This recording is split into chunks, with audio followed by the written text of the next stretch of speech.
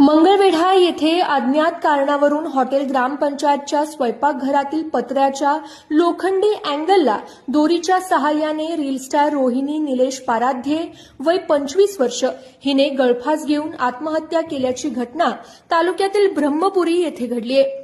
या प्रकरणाची खबर पती निलेश पाराध्ये यांनी पोलिसात दिली असून काल दुपारी 2:30च्या सुमारास ही घटना घडली।